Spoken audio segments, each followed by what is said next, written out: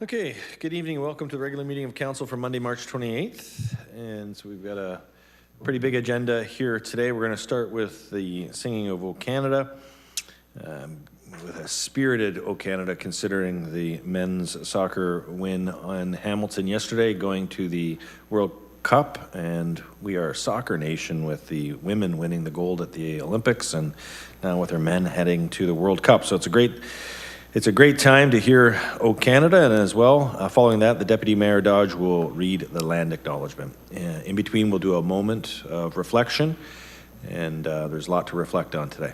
Thank you.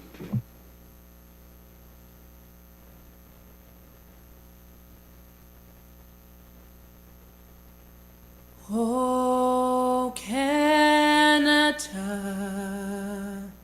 our home and native land, true patriot love in all of us command. Car ton bras s'est porté le pays, il s'est porté la croix.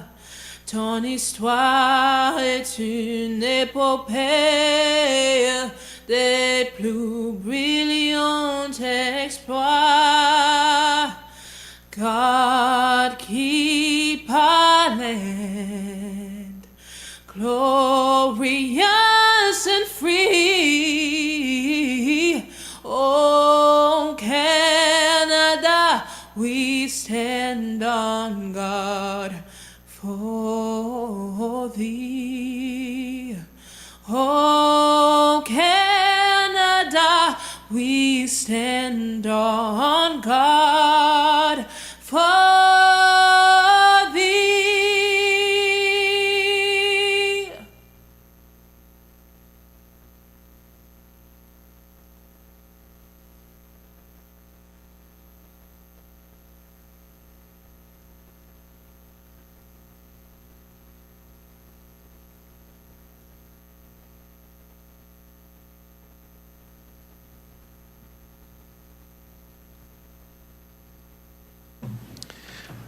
All right, over to you, Deputy Mayor Dodge. Thank you, Mr. Mayor. The land on which council meets today is the traditional territory of the Haudenosaunee and the Anishinaabe peoples, many of whom continue to live and work here today. This territory is covered by the Upper Canada Treaties and is within the land protected by the Dish with One Spoon Wampum Agreement. Today, this gathering place is home to many First Nations, Métis, and Inuit peoples. Acknowledging this is a reminder that our great standard of living is directly related to the resources and friendship of the Indigenous people. All right, thank you very much for that. So just going to do a bit of a mayor's report, and I just want to start off with what a lot of people have been talking about over the last 24 hours and extend on behalf of council our thoughts with the Hernder family and their employees with the devastating loss of the iconic buildings at Hernder State Winery. And before I go any further, I want to turn it over to our chief for fire services, Dave Upper, and he's just going to give a bit of an update on the status of the fire.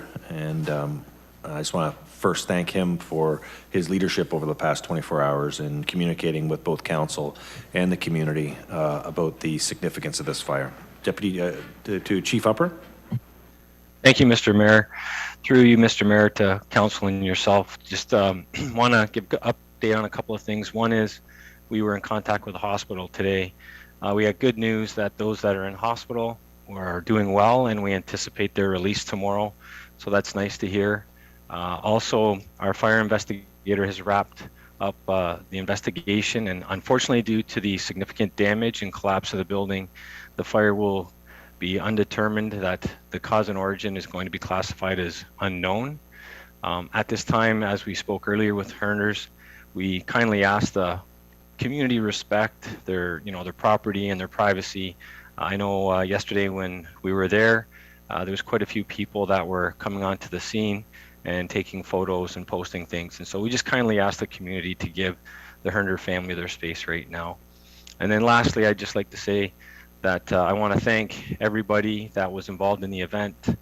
from the folks in the communications room to staff that came in off scene to man the spare trucks so we could continue to provide emergency response to the rest of the community. And then, you've got the local area municipalities that rallied in and came in and provided support through tanker shuttles and the support unit from Lincoln. It just was an overwhelming response. We even had, some of our local restaurants chip in with food. And so it was just humbling to see how the community rallies together as we deal with these significant events. Thank you. Thank you, Chief, and on behalf of our community, I just want to say thank you to the firefighters who were there to fight the fire, as well as our support service that came from other municipalities. And I know you'll extend the thanks to the other municipalities for their efforts. The winery has been home to so many events over the years. It is very much an iconic winery here in St. Catharines, probably one of the most pictured wineries. When you talk to people and you read the posts online, you see how many people have had life moments at the Hernder Estate Winery. And so I can assure you that our staff will be working with the Hernder family to do whatever we can to bring the winery back into operation. So this is a significant loss for the family and our community, and I echo Chief Upper's words. The respect and privacy for the family is really important right now, so not having people go out to that site and check out what's going on would be very important for them to be able to get their operations up and running.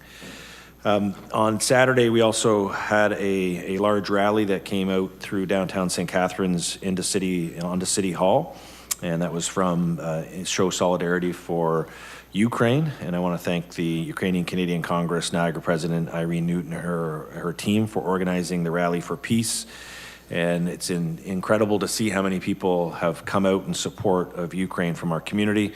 St. John's Ukrainian Church over the last month, they have been able to send about $200,000 worth of supplies overseas, and they continue to collect donations, a very significant amount. I want to thank the First Ontario Performing Arts Centre for the screening of The Earth is Blue as an Orange, and all the funds raised from that screening has been given to the relief efforts for Ukraine.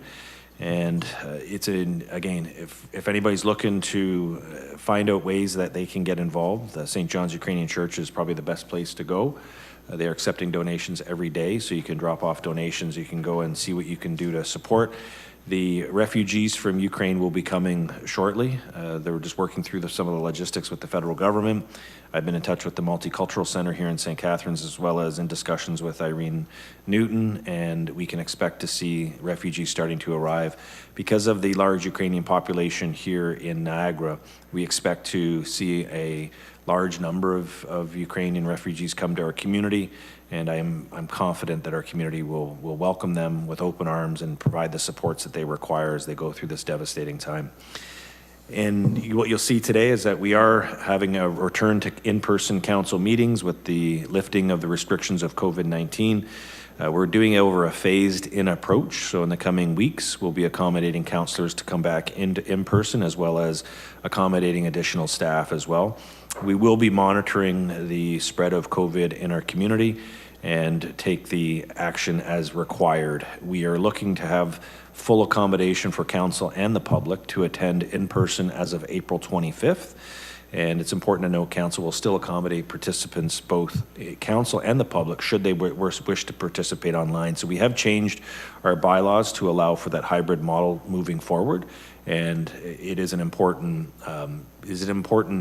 tool for us, because there are circumstances where some councillors may not be able to come on any given night, but being able to still participate in this forum will be the most important part of it. I also want to thank the Greater Niagara Chamber of Commerce and the First Ontario Performing Arts Centre and our economic development team in the community for supporting the State of the City address over the March break. And it also featured a performance by local band Jonesy, as it signified the arts are back in St. Catharines. I just want to say congratulations to Lifetime Achievement Award winner FBT Inc., Legacy Awards, PBG Homes and Neptunus Yachts, and Future Leader Award, Accenture. These businesses have made significant contributions to St. Catharines, and their resiliency and innovation will help our city regain momentum as we continue with post-pandemic recovery. I also want to acknowledge that today the federal and provincial government announced they have signed a $13.2 billion childcare agreement. The phased-in agreement will lower fees for families and deliver an average of $10 a day childcare by September 2025. While childcare is a regional responsibility in Niagara, I want to thank Councillor Porter and all of Council for supporting her motion last November, urging the province to finalize a deal. Council unanimously supported Councillor Porter's motion, recognizing the significant societal benefits that will support families, children, and economic resilience that is inclusive and fosters gender equality. And I do want to acknowledge the provincial and federal governments for securing this deal, both Premier Ford and Prime Minister Trudeau. The province, Ontario, was the last province to sign on to this very important national childcare strategy, and I think we're going to be able to see the benefits of this for years to come, including hopefully more participation around council chambers and on our committees for people who have children that have maybe found it difficult currently to be able to find the childcare and afford the childcare as they participate in form of government. Also want to say congratulations to Brock University Badgers over the past weekend. For the first time in Brock history, the women's hockey and volleyball teams are Ontario champions. The women's volleyball team had a season to remember and captured the Quigley Cup, and they ended up at the Nationals finishing in 6th place. The women's hockey team captured its first provincial banner since the program began in 2000 and competed at the Nationals and PEI. The men's hockey team finished runners-up in the Ontario Championships, so they head to the Nationals this weekend in Nova Scotia. The Brock's men's basketball team ended a 30-year drought for the title, took home the title for the Wilson Cup, which is the Ontario Championships, and they entered this weekend's Canadian Finals #1 seed. And the women's basketball team finished second in Ontario, and they head to the Nationals seeded #4. So I think, and I know Councillor Kushner would be able to correct me if I'm wrong, but I think this is probably the most impressive showing of Brock sports in one season in its history. And so it just speaks to the volume of sports at Brock University, the strength of the athletics program at Brock University. And not only do they bring pride to Brock University, but they also bring pride to St. Catharines as Brock University is located here in our community. So congratulations to all the athletes. I'd also like to say congratulations and a very heartfelt thank you to Kevin Smith, who is leaving as Chief of Niagara EMS to take a position with the British Columbia Emergency Health Services. And I've personally gotten to know Kevin over the last number of years, and I've seen what he's been able to do with EMS here in Niagara. He helped lead the transformation of Niagara EMS into a mobile integrated health network, and it included such important services as mental health as well. So he was really a leader in the country in trying to deliver emergency services in a different way when it came to EMS. And I know it's a big loss for Niagara, but it's a real big win for BC. And I know that this model is going to be the hub model that Kevin has been developing over the last number of years, is going to be instrumental in being brought to many communities across the country. So congratulations to Kevin, and we're going to miss him here in our community. April 1st, this Friday, I encourage everybody who's interested to come out to the Falcons' last regular season game at the Jack. There will be a pregame skate to open to the public at 5 p.m. So it's a free pregame skate, and then a presentation to honor some of the sponsors for the Falcons over the years will take place after that. There will be a puck drop, and it'll be the last home season game of the Falcons ever at the Jack. And so I'm sure they'll have a long playoff run, but I'm looking forward to seeing a lot of the community come out on Friday. Also, the St. Catharines Game and Fish Derby is taking place. It's this April 2nd, this Saturday, and it's the 46th annual Spring Salmon Derby. Go to the website for details, but this is entering their 93rd year. So fishing has been a part of our community for a long time, and this is the 93rd year for the St. Catharines Game and Fish Derby. And Ramadan starts on the evening of April 1st. We wish our Muslim community a blessed and peaceful Ramadan as they observe their fast. And to those observing this holy month, I wish you a successful and rewarding fast and a sincere Ramadan Mubarak. And last but not least, Autism Awareness Day is Saturday, April 2nd, and a day to create awareness and put a spotlight on autism spectrum disorders. I'd like to thank Autism Niagara for creating such a wide range of opportunities for children and adults to participate in activities and events that are specifically designed for them. And with that, I'll turn it over to the clerk, and we will go through the agenda, adoption of the agenda. Councillor Harris, you have your hand up for the mayor's report? You forgot to mention the Brock University lacrosse team. Oh, They I won the didn't. championship in November. Well, okay, I was just going over this past weekend's championship, but okay, we'll add that one to the list. Congratulations to the lacrosse team as well. That's an outstanding achievement for all of Brock. Thank you, Councillor Harris. Appreciate that. Through you, Mr. Mayor, this evening's amendments to the agenda are as follows. Councillor Porter has requested that item 6.10, sub-item 6, letter from Friends of 12 Mile Creek regarding the 12 Mile Creek Ravine for a mountain bike race course be referred to staff to prepare a report for council.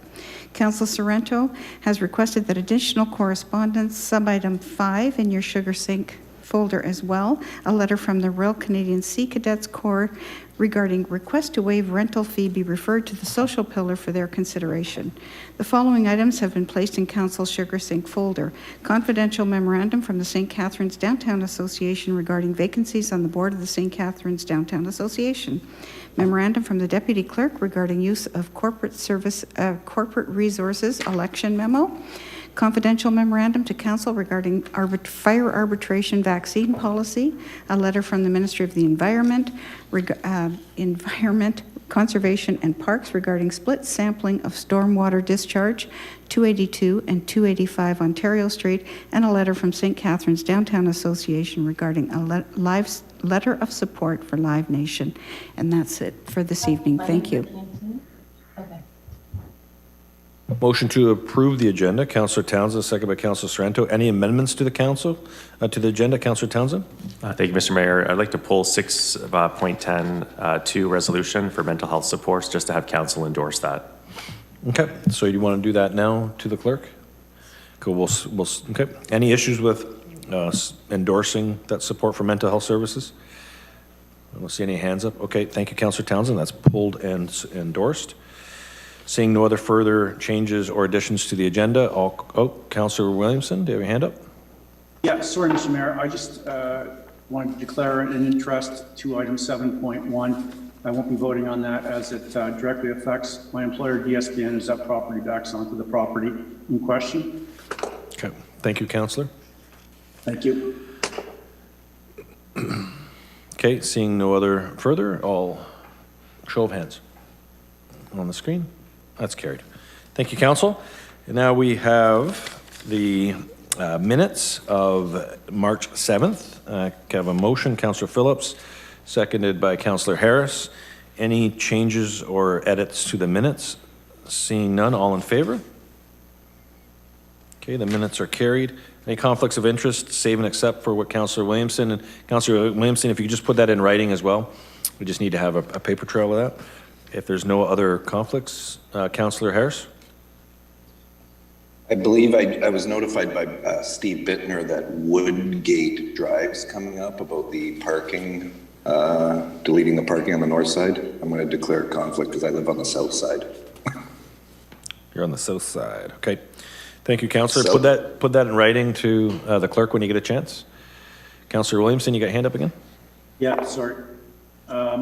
In regard to the item regarding the beach parking, is there going to be public consultation, outreach to let people know what's included in this proposal that's going to be debated on April 11th? Yeah, I'll go to the CAO. Thank you. Through you, Mr.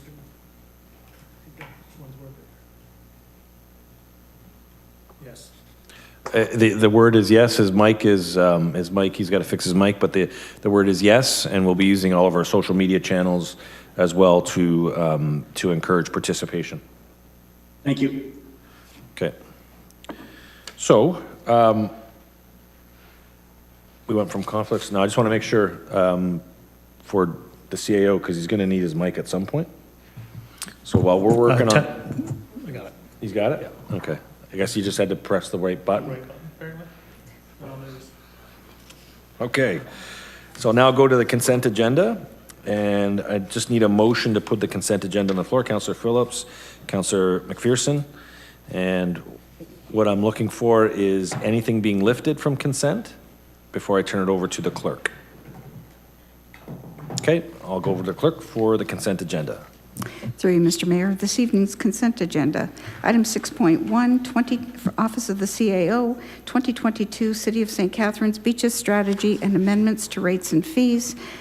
Approval of this report will set a public meeting for the council meeting of April 11th, 2022. 6.2, Municipal Works Operation, a bylaw to regulate the use of boulevards and unopened road allowances. Approval of this report will set a public meeting for the council meeting of April 11th, 2022. 6.3, Planning and Building Services, Recommendation Report, Amendment to Comprehensive Zoning Bylaw 2013-283, subject lands 119 and 127 Vine Street South. 6.4, Community Recreation and Culture Services, Rodman Hall Task Force update. 6.5, Fire Services and Community Recreation and Culture Services, temporary housing of Fire Station 2 in Port Dalhousie Older Adult Center. 6.6, Financial Management Services, Accounting and Payroll, 2021 Council Remuneration and Expenses. 6.2, Financial Management Services, Accounting and Payroll, 2021 Annual Investment Report. 6.8, Engineering Facilities and Environmental Services, Transportation Services, Pedestrian Crossovers. 6.9, Legal and Clerk Services, Office of the City Clerk, 2021 Annual Report, Animal Control and Licensing Services. And 6.10, Legal and Clerk Services, Office of the City Clerk, Council Correspondence, Save and Accept, Sub-Item 6, and Additional Correspondence, Sub-Item 5. Councillor Dodge. Yes. Councillor Garcia. Madam Chair, just clarification, please, Mr. Mayor. Yeah, Councillor Garcia. Yeah, just clarification from the clerk. When I read the terminology here in 6.1 and 6.2, when it says approval of this report will set a public meeting, does that mean voting for consent we're actually approving this report? Because I disagree with some of the recommendations there, but that doesn't mean we're approving what's in the report that will be discussed at the public meeting, right? That's correct. That's just setting the meeting and approving notice of the public meeting. Okay, thank you. You're welcome. Councillor Garcia. Yes. Councillor Harris. Yes. Councillor Kushner. Yes. Councillor Littleton. Yes. Councillor McPherson. Yes. Councillor Miller. Yes. Councillor Phillips. Yes. Councillor Porter. Yes. Councillor Sorrento. Yes. Councillor Townsend. Yes. Councillor Williamson. Yes. And Mayor Sendzik. Yes. Carried unanimously. Okay, so we got a couple of public meetings, so I'm going to read the declaration to all presenters. Council chambers and all municipalities in our country represent the seat of local democracy.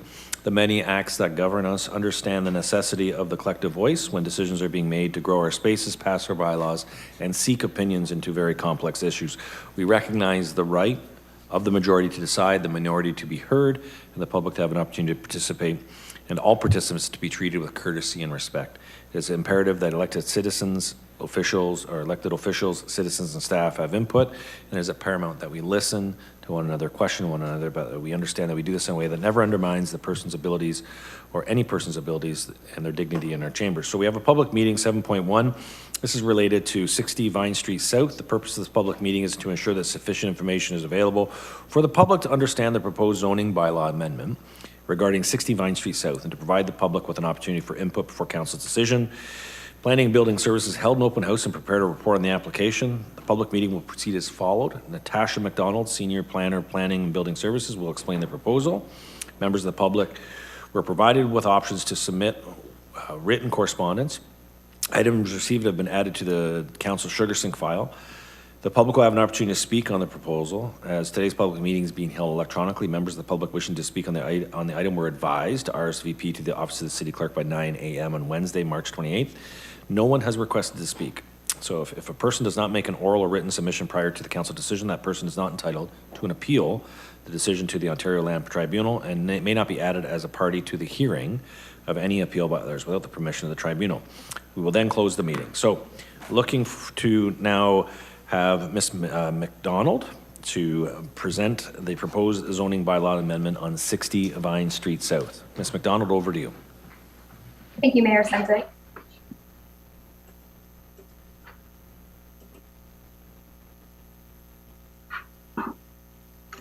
So Hello, everyone, and thank you for joining the public meeting for the official plan and zoning bylaw amendment at 60 Vine Street South. My name is Natasha McDonald, Planner 1 with the City of St. Catharines, and I have been working on this file since it was submitted last year. The purpose of this application for an official plan and zoning bylaw amendment is to permit a private road development of 1 two-story triplex dwelling and 10 two-story apartment buildings. A total of 61 residential units and 81 parking spaces are proposed. Given the floor plans of the residential blocks, the city zoning bylaw defines them as a triplex and apartment buildings. However, given the design of the buildings, the site will function as a private road development containing 11 two-story townhouse blocks. The subject property is located on the south side of Dales Crescent, bound by Vine Street South to the west and Berryman Avenue to the east. The lands are currently vacant, but were a former rail right-of-way that was used for transporting goods for the existing industrial uses in the area. Here we can see the vacant subject lands from Vine Street South, where 2 residential blocks are proposed to be located. Here are views of the subject lands from Dale Crescent, where 4 residential blocks are proposed to be located.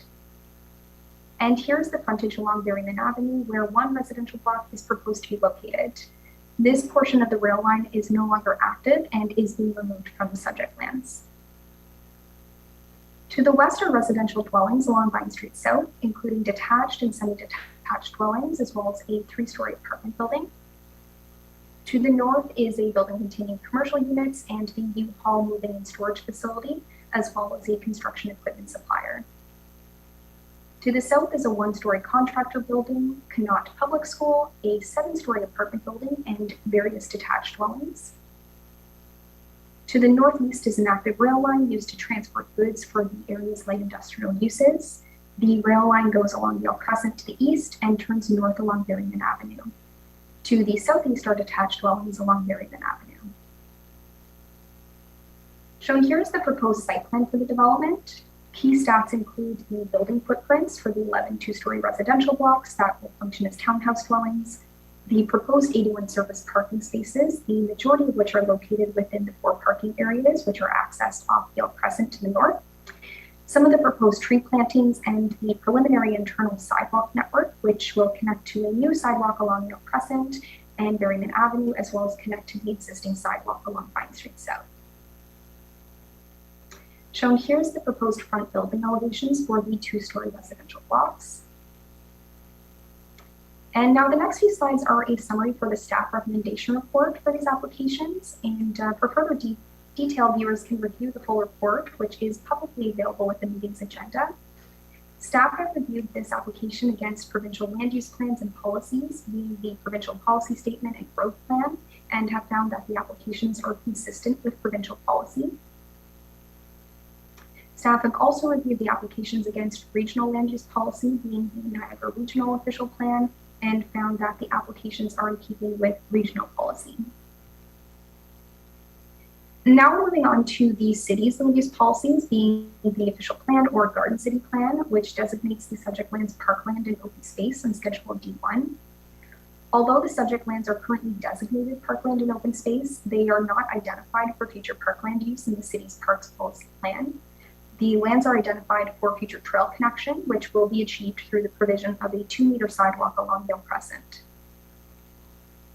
This application proposes to redesignate the subject lands neighborhood residential on Schedule D1 to permit residential uses on these lands. And on Schedule E5 of the Garden City Plan, the subject lands are also designated parkland and open space. The proposed designation for the subject lands is medium density residential, which would permit the proposed use of a private road development containing 11 2-story residential blocks with 61 units at a density of 58 units per hectare of land. Staff have reviewed the application against Section 16.1 of the Garden City Plan, which has the principal policies for evaluating official plan and zoning bylaw amendment applications. Staff have found that the applications meet city policy. Now, in terms of zoning, the subject lands are currently zoned minor green space with holding provision 1 or G2H1 in the city zoning bylaw. Through the zoning bylaw amendment, the proposed zoning is medium density residential with special provision 168 and holding provision 1, or R3-168H1. This would permit the proposed private road development with special provision items that will be discussed on the next slide. The proposed amendment includes retaining the holding provision 1, which requires that a record of site condition be cleared by the Ministry of Environment, Conservation, and Parks prior to the development of the lands. A bylaw for the removal of the holding provision will be brought to council at a later date once the record of site condition has been cleared. Special provision 168 will grant site-specific zoning regulations to the property. This includes reductions to various yard setbacks and limits the height of the buildings to 11 meters to ensure that the residential blocks function as townhouse dwellings as currently proposed. Shown here are the site-specific items. Highlighted in green is the proposed front yard setback with a reduction from 3 meters to 2 meters. In yellow are the proposed interior side yard setbacks for blocks 1 and 11. Because block 1 abuts an R2 zone, the reduction is from 5 meters to 2 meters. And the pinch point for block 11 is a reduction from 4.4 meters to 3 meters. In orange is the proposed exterior side yard setback with a reduction from 5 meters to 3 meters. And in blue is the proposed rear yard setback with a reduction from 8.8 meters, or the height of the buildings, to 6 meters. Now, most of the proposed setbacks are only considered deficient given the technical definition of an apartment building for blocks 2 to 11. As noted, the residential blocks will function as two-story townhouse dwellings, and all of the setbacks except the reduced front yards and internal side yard for block 1 complies with zoning requirements for a private road development containing townhouse dwellings in an R3 zone. The applications were circulated to all appropriate city departments and external agencies, and no objections were received. Should the application proceed to site plan approval, notable requirements include noise mitigation measures and installing a 2-meter sidewalk along Yale Crescent. As noted, a record of site condition is required prior to the development of these lands, and as such, a future lifthold application to remove the holding provision will be required. A public open house was held on November 10th, 2021, where there were no participants. The city did receive a total of 3 comments from members of the public, which I will discuss on the next slide. Comments and questions received were regarding the proposed use, parking and traffic impacts, and where more information about the proposal could be found. To speak to these items, staff have determined that the existing road network could accommodate this development. Also, the proposal exceeds the minimum number of required parking by 5 spaces. In terms of land use compatibility, a noise and vibration impact study was submitted, and which evaluated potential impacts to the development from the nearby rail line and employment uses. Mitigation measures such as central air conditioning and a warning clause will be applied during future site plan control. And in conclusion, it is staff's recommendation that council approve the proposed official plan and zoning bylaw amendments. The proposal is consistent with the provincial policy statement and conforms to the road plan and regional official plan. Thank you.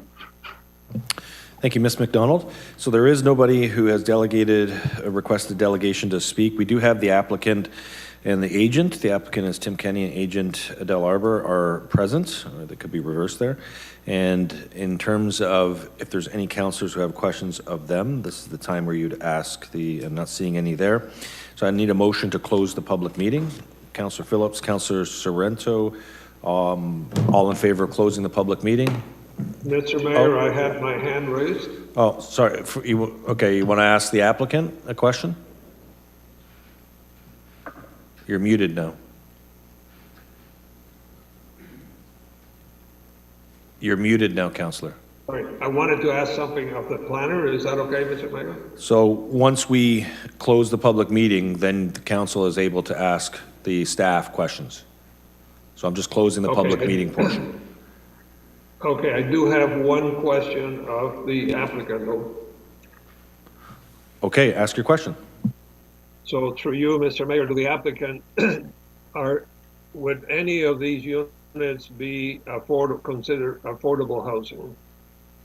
Well, we're working with PVG Homes, Anthony Continelli, and the design of the units are similar to the ones on Moffett Street. And the price range would be, even though he builds really, really good quality, the price range would probably be in the lower 25% of new home sale prices in St. Catharines. Thank you. So when you say, Mr. Kenny, when you say the price range, the intent is to make these a condominium corporation, or? So they will be a condominium corporation, correct? Okay. Okay, thank you, Councillor Garcia. Okay, motion, any other questions of the applicant? Okay, seeing no further questions of the applicant, seeing no hands up. Motion to close the public portion of the meeting. Councillor Townsend, seconded by Councillor Littleton. All in favor of closing the public meeting? And that has been carried. Okay, now we'll have the recommendation on the floor. Who wants to make the recommendation on the floor? Councillor Miller, seconded by Councillor Kushner. So the motion is now on the floor. If you have any questions of staff, now would be the time to ask questions of staff. So Councillor Garcia, you got your hand up. Thank you, Mr. Mayor. Two questions through you to staff. Number one is changing zoning designation from parkland and open space to residential consistent with the official plan? Through the mayor to the councillor, what is before us this evening is an application to change that designation. The staff report outlines the evaluation that has been taken, and we can support that change in designation from parkland to residential uses.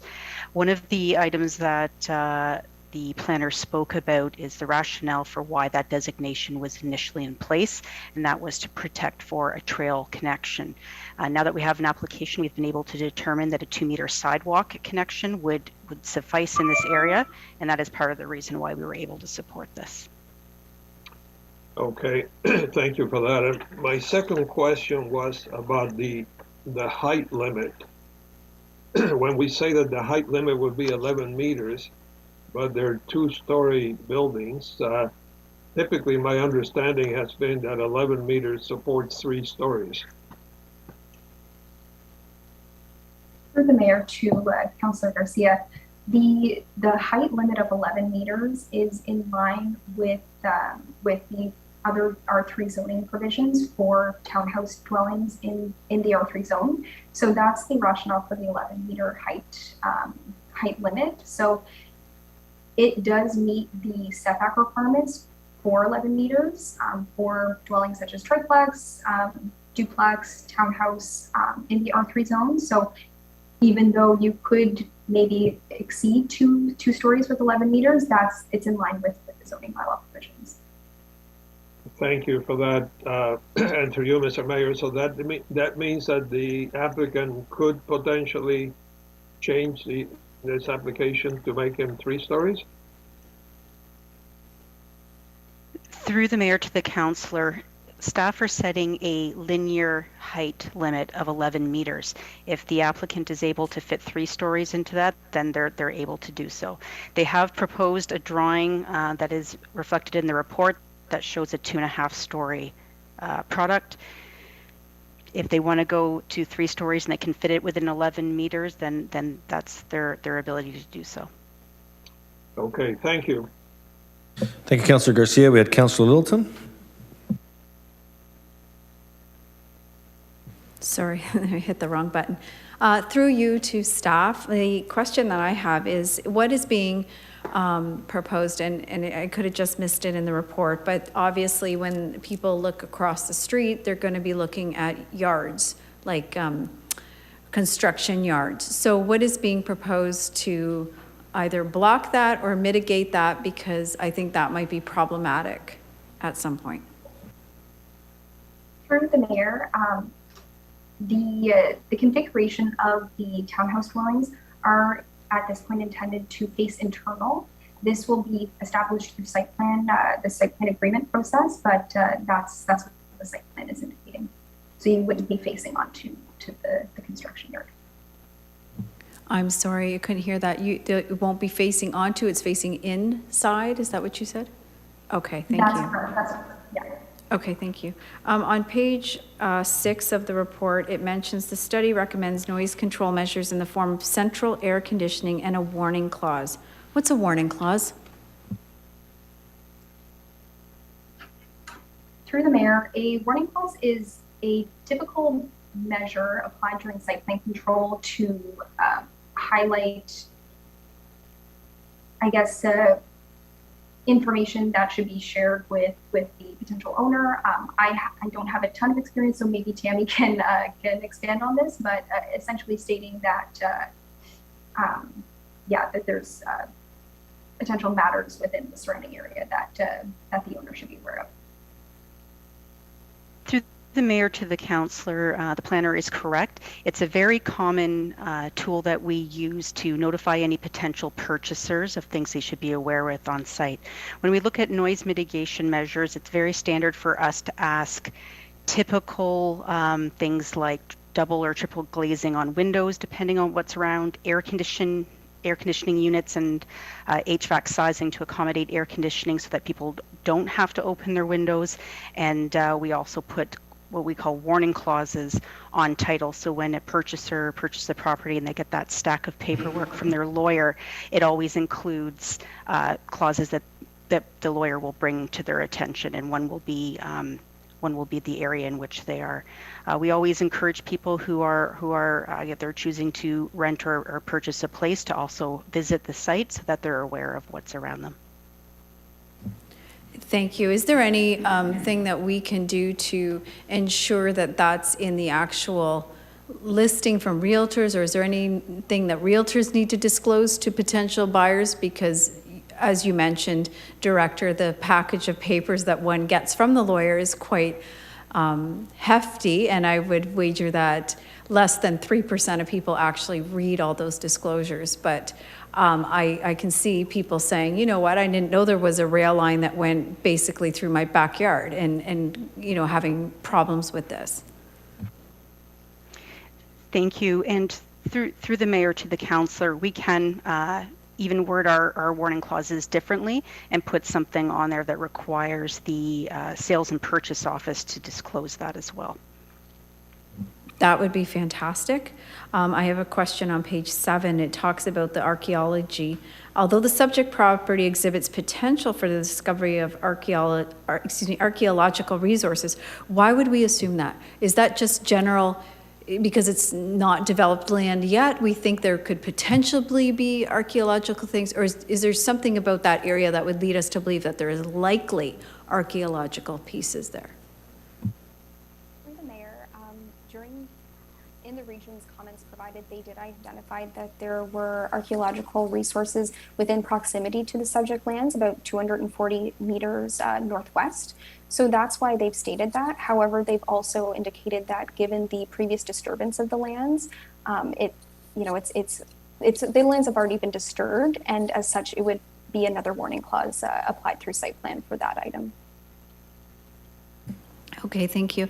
And finally, I do have a direction to staff, so I'm not sure when I need to bring that up, but I can be directed for that. So why don't you put it on the table now, just so that we have it ready to go.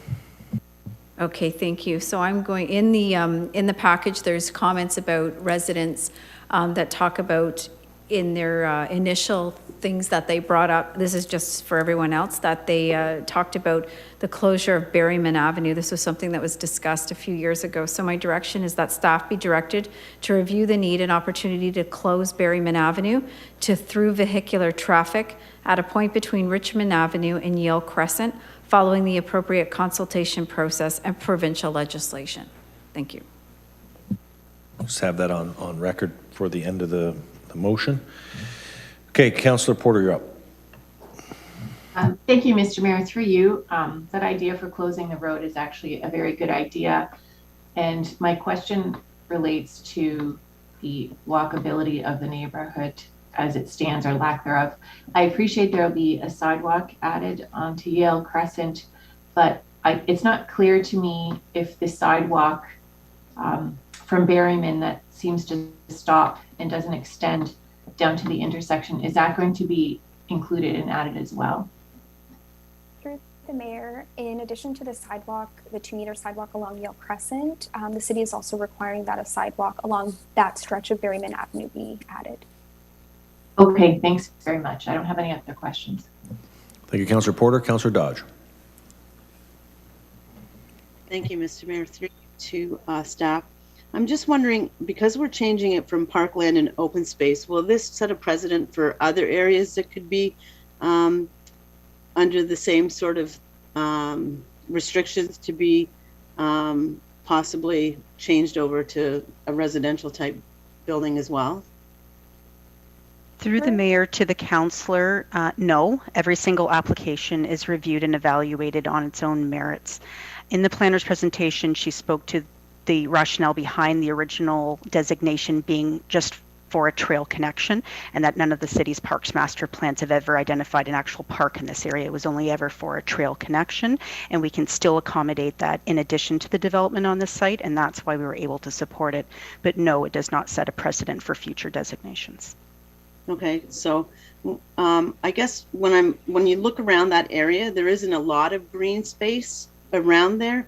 So I'm just wondering, like you said, so we're going from like an actual trail where there's green space and stuff to being like a sidewalk. Is that normally what our preference would be then, or would it be to have?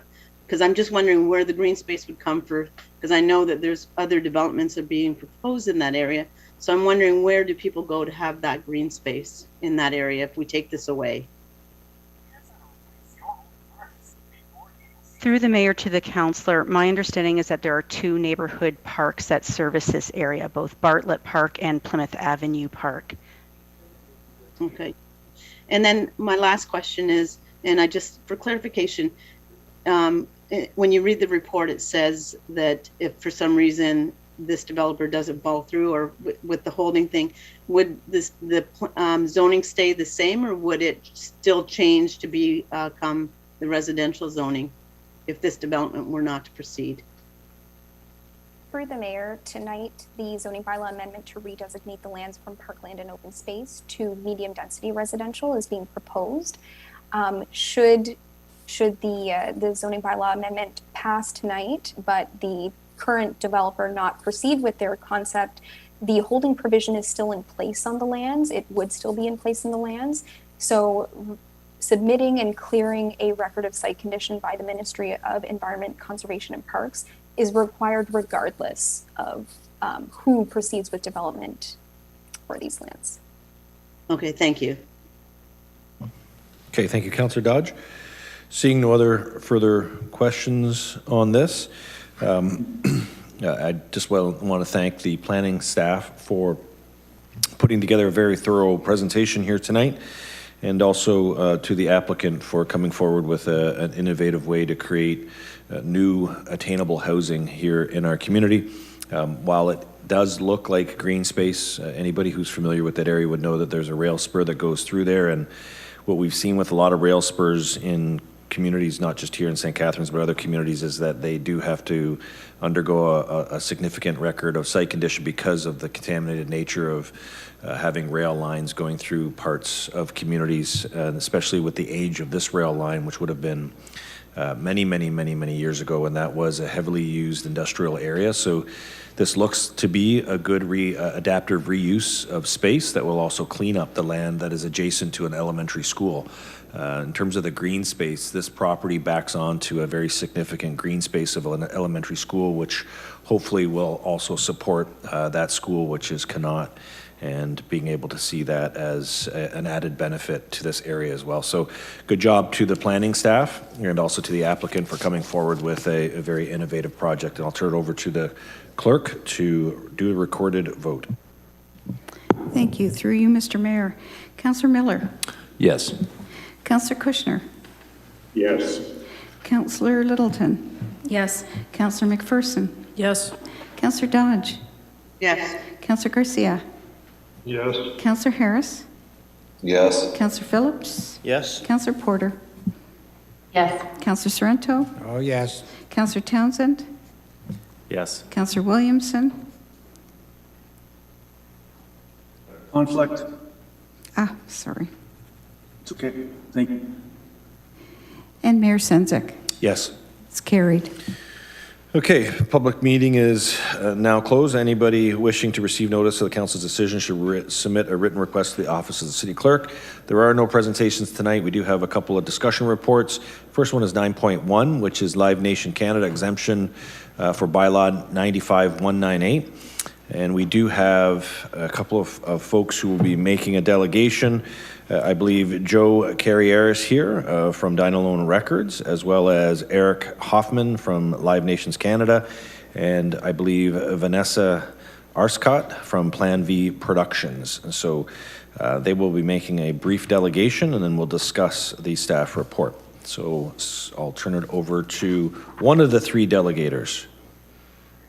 You choose, rock, paper, scissors. Yeah, thank you, Mr. Mayor. And I'm just going to go ahead and share my screen here. There we go. And thank you, councillors. My name is Eric Hoffman. I'm president of music for Live Nation Canada.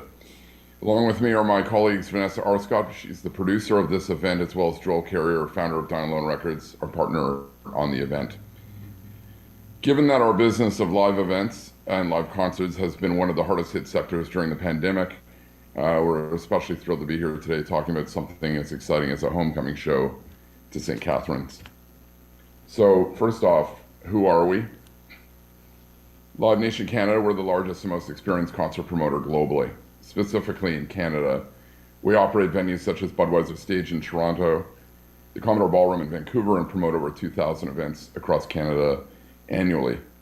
Promote concerts everywhere from a small club to large-scale festivals, and of course in the Meridian Center. We have a significant experience promoting events on public green spaces, similar to Montebello Park.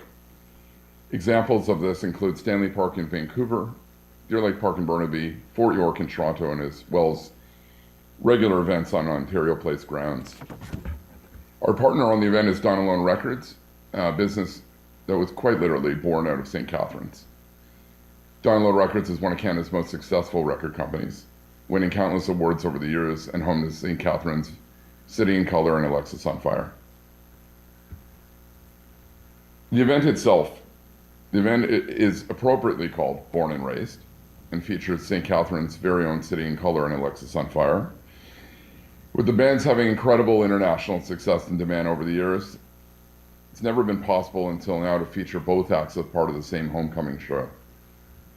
It takes place over the July long weekend and will feature 4 nights of concerts at Montebello Park with capacity up to 10,000 per day.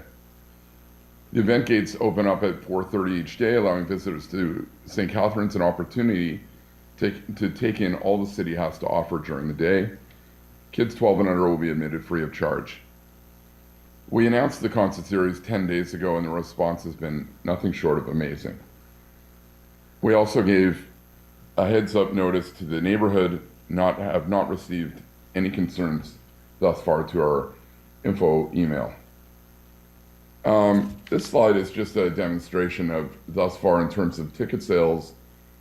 We have quite a broad range of youth into some folks that are closer to my age, and a mix of household incomes, and a mix between male and female. Pretty broad audience. So we're here today asking specifically about the bylaw in St. Catharines that requires a maximum decibel level 85 dB at 20 meters away from the source over a 5-minute period. We're requesting exemption considerations based on the natural construct and function of an event of this size in an outdoor environment. And truly, when I say exemption, I really mean adaptation, because our request today is to establish the measurement of 85 to 90 dB over 5 minutes at the controlled perimeter of Montebello Park at Ontario Street and Lake Street. This measurement would be in line with concert events we've produced, in other jurisdictions where there's private residence in surrounding areas. And I've done my best job to provide the smallest possible map that I'll try to blow up to demonstrate.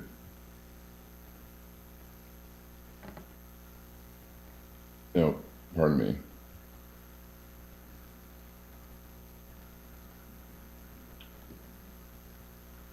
Instead of the measurement being right here in front of the stage, which is out of the ordinary, we're asking for it to be at the gate or point of disruptance. And then I'll go ahead and unshare my screen. Thank you. All right, thank you, Mr. Hoffman. Now, are your co-delegators, will they be speaking or?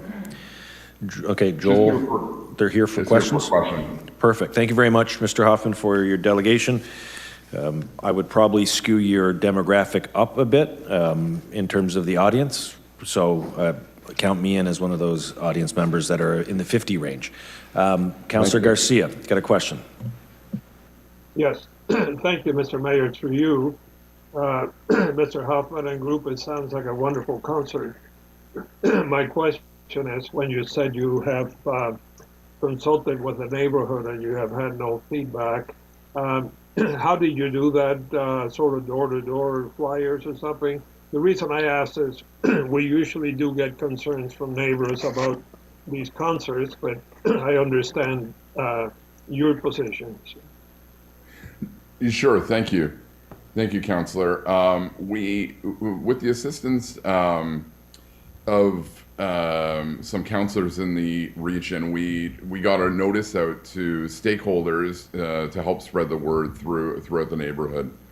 I'm sure that notice didn't reach every single neighbor, but it certainly went through to folks that are, as I say, stakeholders in the neighborhood. And we haven't, usually when we make an announcement like this as well, people are, if they have concerns regarding noise, they're quick to find us.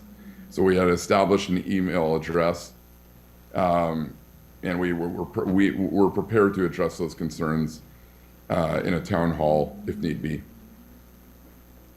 Okay, thank you. Thank you, Councillor Garcia. Seeing any further questions of the delegates? Okay, seeing no further questions, thank you very much for your delegations, all three of you, and thank you very much for bringing a concert of this nature to St. Catharines. Looking forward to, actually I'll do the motion first before I preempt any other discussion. Councillor Miller. You got Councillor Miller's moving it. Seconded, Councillor McPherson. McPherson. Councillor McPherson. Any questions to staff? Any questions to staff? Okay, seeing no hands up, we'll do a recorded vote. To the clerk. Through you, Mr. Mayor. Councillor Miller. Yes. Councillor McPherson. Yes. Councillor Littleton. Yes. Councillor Kushner. Yes. Councillor Harris. Oh, hold on. Hold on. What are you holding on for? We're voting. I was trying to get off the screen here. Yes, yes. I couldn't tell if I was muted or not. Okay, thank you. Councillor Dodge. Yes. Councillor Phillips. Yes. Councillor Porter. Yes. Councillor Sorrento. Yes. Councillor Townsend. Yes. Councillor Williamson. Yes. And Mayor Senzik. Yes. Carried unanimously. All right, thank you very much. You didn't ask me to vote. Pardon me? Councillor Garcia, did you get your vote or no? No, she did not ask me, but I will vote yes. Okay, thank you very much. So it's unanimous. And again, to the presenters, I know Joel's from St. Catharines. It's going to be a great homecoming to see you come back to St. Catharines. I guess, and for those of you who enjoyed Scene for all those years, this will be really that homecoming for Scene. And so many music people in our community got to participate in seeing the early iterations of what are now successful bands right here in our backyard, and it was Joel and his team that brought that all to life. So, Joel, if you want to have a comment, you're unmuted, so I'll turn it over to you. No, I just appreciate all the yeses. This is great. Our enthusiasm to do this show was very high, so having the support of of all of you is amazing. Thanks, Joel. And I do know our staff have been working very closely with Live Nation and Dynalone Records, and so again, our staff, I want to say thank you to the staff because there's been a lot of synergy as we come out of COVID to have these kind of events take place in our community, and you couldn't have asked for two better businesses with Live Nation and Dynalone Records to be able to pull this off. So we're looking forward to this as part of the, I guess, reawakening, of rebirth, the momentum of our community coming to life again. And Thank you Vanessa, so much. we didn't hear from you, Vanessa, but thank you for being here as well. Thank you very much, and thanks to everybody that's been working with us directly. It's been awesome. All right, thank you very much. And now we're going to move on to 9.2, Engineering, Facilities, Environmental Services. This is regarding the summary of reporting for drinking water distribution in St. Catharines. It is required under the Safe Drinking Act. And I'm just going to turn it over to Anthony Martuccio, Director of Engineering, Facilities, and Environmental Services, to provide commentary. Good evening, Mr. Mayor, councilors, and city staff. Providing safe, high-quality drinking water to residents, visitors, and businesses is one of the most important services the city provides. In Ontario, a multi-barrier approach is used to protect water from the source to the tap. The city's role is to operate the water distribution system, including all water mains across the city. The city is required to follow a number of strict requirements under the Safe Drinking Water Act, including monitoring and sample collections, having trained and knowledgeable staff, following specific protocols for water main repair and other maintenance activities, and ensuring new water mains are built to specific standards. The report before you tonight outlines in more detail the various requirements and how they are being met. Currently, the city is in full compliance with the Safe Drinking Water Act, and residents can be confident that their tap water is safe to drink. All right, thank you, Director Martuccio. The ultimate responsibility for safe drinking water falls to both council and the CAO. The CAO has gone through this report thoroughly with the director to ensure compliance on all matters related to the water supply system. Looking for council if they have any questions of Director Martuccio, as Councillor Garcia is drinking some fine St. Catharines water out of his cup, which is great to see. Councillor Williamson. Thank you, Mr. Mayor, through you to Director of Engineering Facilities, Manager of Engineering, Mr. Martuccio. We have heard in recent years of growing problem of blue-green algae blooms in Lake Erie. Lake Erie is indirectly our source of water. We get it out of the Welland Canal at Allenburg. I guess the chemical name is cyanobacteria. I take it that we're, and if you'd like to come back, I didn't prepare you for this question. So if you want to leave it to respond later, that's fine by me. But are we prepared, is the region prepared in terms of the consequences of this getting into our water supply? Through you, Mr. Mayor, I can tell you that the region has an added level of responsibility when it comes to our drinking water, and that is to ensure that the source water is protected and is being monitored before it enters the plant, before being treated and distributed to the municipalities. However, if you want a more detailed response, I can provide that to you through a memo at a later date. I would greatly appreciate it because it potentially is a serious issue for us. And thank you. Thank you, Councillor Williamson, and you are correct. This summer was one of the first times that blue-green algae was detected in the source water coming in from the Welland Canal, and it had traveled far enough down through Lake Erie into the Welland Canal that trace amounts were discovered at the source of the water supply. That then triggered the region to up its testing. I guess it was probably daily to hourly to ensure that the levels were in that range that allows for the water to be properly treated.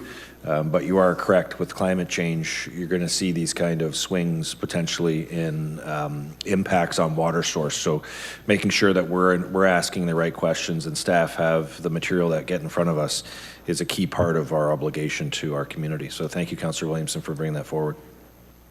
Okay, seeing no other further questions, we have a motion to receive the summary report. Councillor Garcia, Councillor McPherson, and because this is our obligation, I'll just ask for a recorded vote, as this is our obligation under the Act. Through you, Mr. Mayor. Councillor Garcia. Yes. Councillor McPherson. Yes. Councillor Dodge. Yes. Councillor Harris. Yes. Councillor Littleton. Yes. Councillor Kushner. Yes. Counselor Williamson, Yes. Counselor Townsend, Yes. Counselor Sorrento. Yes. Counselor Porter, Yes. Counselor Phillips, Yes. Counselor Miller, Yes. and Mayor Sendzik. Yes. Carried unanimously. Okay, engineering facilities. So this is the next one dealing with traffic calming policy and speed limits. So this one is strictly revising and talking about the traffic calming policy. So if councilors do have questions specifically of certain roads and stuff, if you can send that to staff after this meeting of the policy. So this is really just talking about the update to the policy. So I'm going to ask Manager of Transportation, Brian Appleby, if he can take us through the changes to the traffic calming policy. Mr. Appleby. Thank you, Mr. Mayor, and good evening, Council. As the Mayor noted, this is the update to our traffic calming policy, our proposed update, and it will also touch on neighborhood speed limit recommendations. So if we could switch to the next slide. So the discussion points tonight will be staff's challenges in addressing concerns in the history of the traffic calming policy, our recommended updates to the policy, again, the neighborhood-wide speed limits for community streets, which are local roads, and some financial considerations. Next slide, please. So challenges that staff have in addressing speed concerns, I think, we're all pretty aware of that. Municipal staff lack enforcement capability for speeding. That's really left up to the police. It's a moving violation, and it's something that the city doesn't have actual enforcement capability to take care of.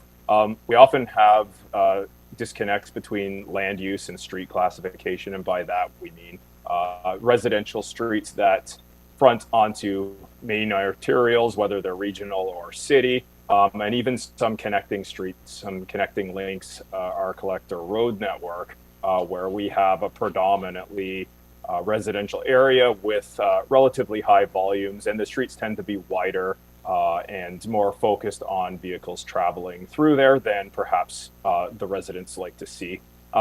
There's also limitations to the effectiveness of our speed mitigation measures. So there's a range of measures that staff have in our toolbox that we can implement, and we'll get into some of those in a moment. But they all are limited in their effectiveness to some point. And there's also sort of how fast are vehicles actually traveling, and people's perception of speed and their expectation of how people should behave as they drive past their house. Next, please. So the history of the policy, currently we have a policy in effect. It was approved by council in 2014. We did do an update in 2019. We brought it to council, however, it was not approved. So this is the sort of next iteration of that policy update from 2019 with a few more tweaks. And again, we're trying to balance the desire to reduce speeds within our street network with the opportunity to do so. Next, please. So just a high-level summary of our proposed policy changes. All city streets will be eligible for traffic calming. So currently it's limited to local streets and some collectors. That consideration be given to traffic calming on a particular street, even if the screening criteria isn't met. So it allows for a little bit of leeway as far as the policy goes, where ours currently is more strict. It reduces the technical requirement strictly to the 85th percentile speed, which we've identified at 55 kilometers per hour as our recommendation, as opposed to the current one, which has a rating system, which can be very subjective. It's a points-based system. We would prioritize the list based on the average number of vehicles traveling over 60 kilometers per hour. So we'll have a number of streets that may meet the technical requirements and may meet the policy.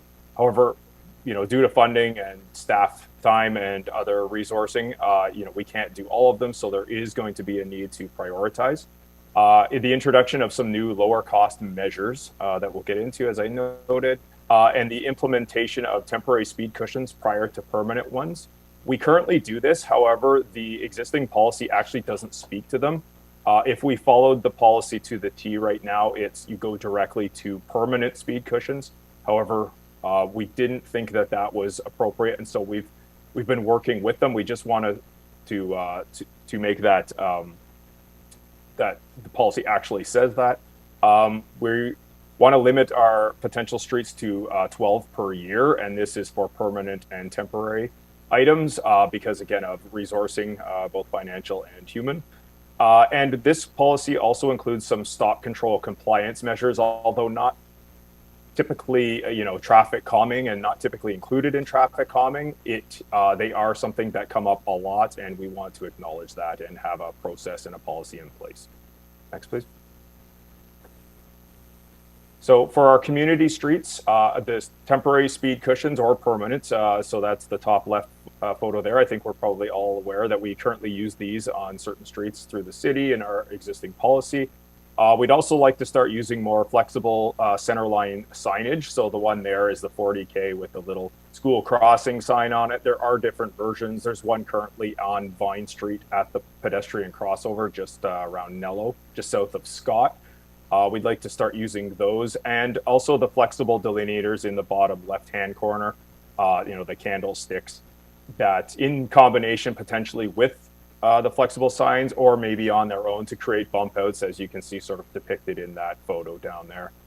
These are some of the items that we experimented with through our traffic calming pilot project that we worked on for last summer, and we did find some results that were positive in nature, and these are lower cost and somewhat easier to implement than the speed cushions themselves.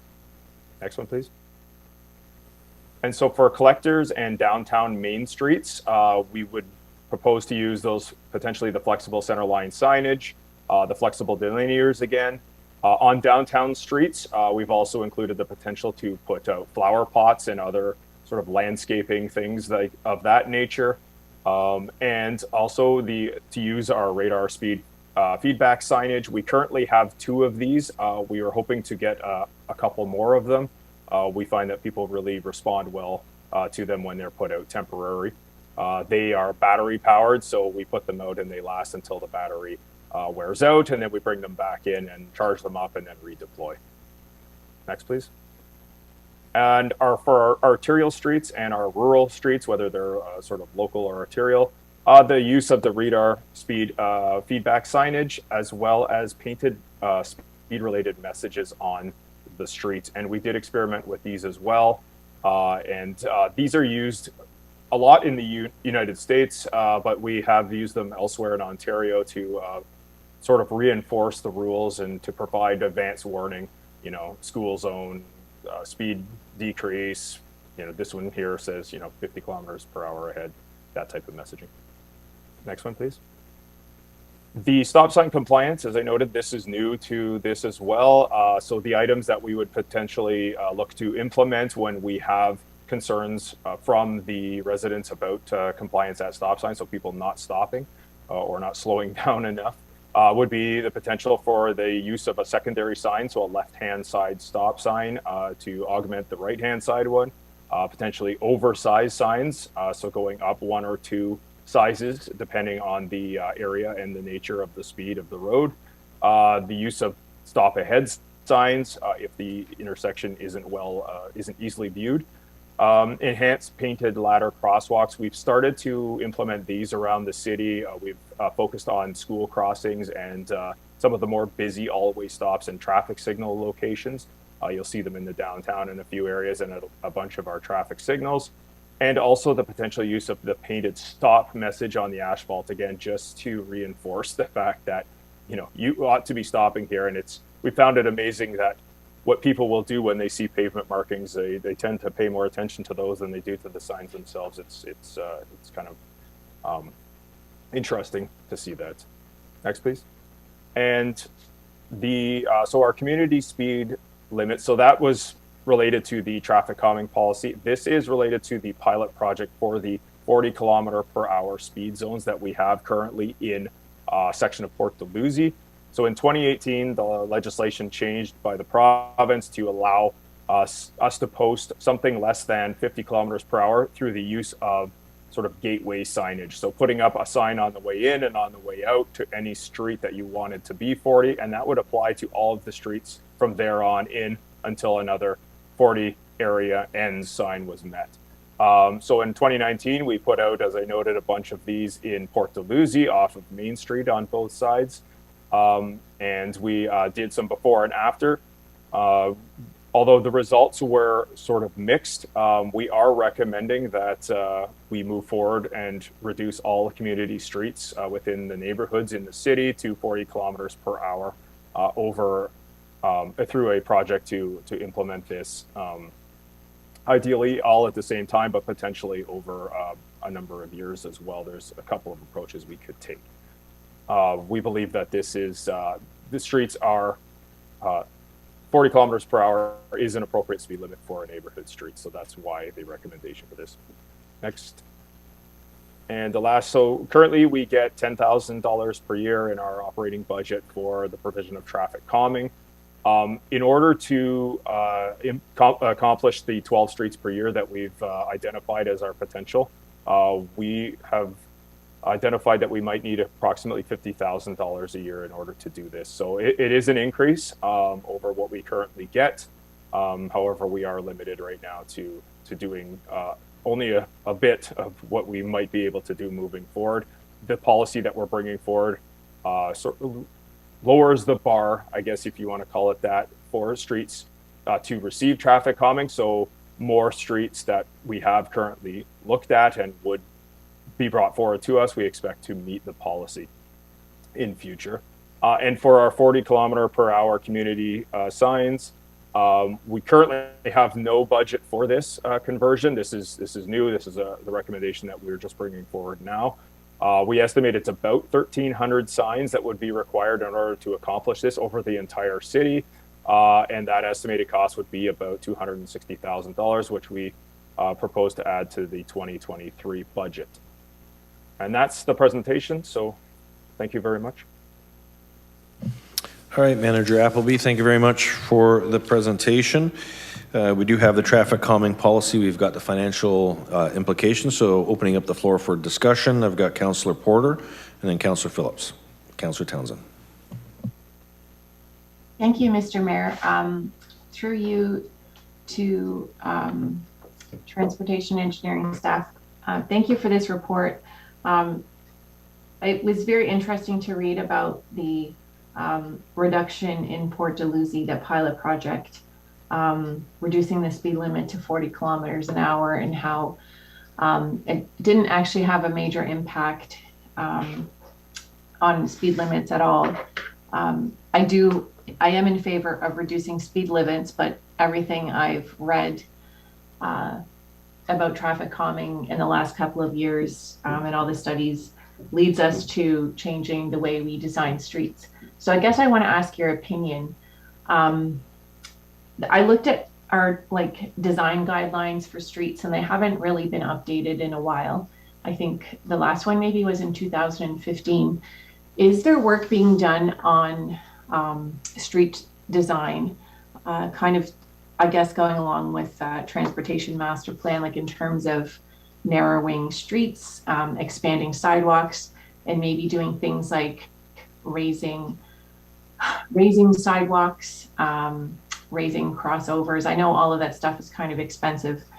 I really wish the province would pass or change the legislation to make 40 kilometers on residential streets the standard, so we wouldn't have to spend $200,000 just on signs, and it would be less confusing for drivers if every municipality had this. But I guess my question to you is, would it be more effective to maybe put in some temporary bike lanes and find ways to narrow certain roads? Like some roads that I'm thinking of right now, like include Bunting Road, which is an extremely wide road, and people fly down it. There just seems to be a ton of space to make the lanes a little tighter, and that would definitely slow traffic down. For example, I'm also thinking of roads like Carlisle Street, which for the life of me, I can't understand why it's 4 lanes. It's just not a busy road whatsoever. Through you, Mr. Mayor. Yes, that all very good points. And so to your first question about whether we are looking at improving roads as reconstructed, and the answer to that is yes, absolutely. So a few years ago, there was direction to staff to look at the potential to integrate traffic calming of appropriate traffic calming depending on the street type when a street is reconstructed. So there's a couple of examples of that that we've just recently done. Russell Ave was one where we put in some permanent bump outs at a couple of locations to help narrow the road platform. Downing Street this year coming will be receiving a speed cushion, permanent one, once the road is reinstated. And so, yes, absolutely. Every time we look to redo a road through capital works, we look for opportunities to narrow the pavement. We are starting to implement the recommendations from the transportation master plan. So yes, the design guidance hasn't quite, or the design plans haven't quite caught up to the new guidance. But that's something that we are working with moving forward, and between us and our planning department, we do look for those opportunities anytime to do that. With respect to the use of things like bike lanes and others, absolutely. So Bunting Road is an example that you've provided. We are going to be looking at a project that's going to reimagine a section of Bunting Road to integrate and to increase the opportunities for active transportation, which, as you said, then often we don't want to narrow, or we don't want to sort of widen roads for vehicles. So we're looking at options to add active transportation to narrow it. Oakdale Avenue this summer will be getting bollards for a protected separated bike lane, which will help to narrow that road in particular. And Carlisle downtown, yeah, the 4-lane cross section. Carlisle, James Street is another one that we're looking at as well for opportunities. We did do some narrowing on Carlisle at the intersection with St. Paul. And then as the remainder of that street comes up for reconstruction, we'll absolutely be looking at it. There is some limitations there with our transit hub, but at other locations, intersections and stuff, absolutely. So yes, we're trying to do that as well. And I think for the signs, although we didn't see, I guess, a huge change in the behavior, we think it's important to reinforce the appropriate speed limit. And most people do drive that speed. That's what our data is telling us. We've collected, we've sampled literally million cars, and we find that the vast majority do the right thing. But there are a few places, streets that are not well set up for appropriate speeds. People drive to the nature of the street, and those are the roads that we try to change the behavior through either reconstruction or temporary measures, hopefully. Thank you very much, and thank you for the addition of the bump outs on Russell Avenue. People are thrilled with that, and the tightening on Carlisle, I noticed it made a difference at that intersection. So I'm thrilled to see this kind of thing being built as we move forward. Thanks very much. Okay, thank you, Councillor. Again, just to remind those who are going to be asking questions, if we can keep it to the policy, and if we get into the specifics of individual streets, we're probably going to be here for a little longer, but we can always follow up with council, with the staff, to make sure that how does this policy apply to specific streets as well. So Councillor Phillips and then Councillor Townsend. Through you, Mr. Mayor, to Brian. Just want to clarify, arterials and mains, they're not going to be reduced to 40 kilometers per hour. Is that correct? Through you, Mr. Mayor, that is correct. It So would it's be just, our local community. basically, it's just the streets within our neighborhoods where we live, provided we don't live on a main or an arterial, that'll be reduced to 40. That's correct? That's correct, yes. Thank you. That's all I need to know, Mr. Mayor. Thank you, Councillor Phillips. Councillor Townsend. And that was my question. It's been asked. Thank you. Thank you, Councillor Townsend. Councillor Kushner.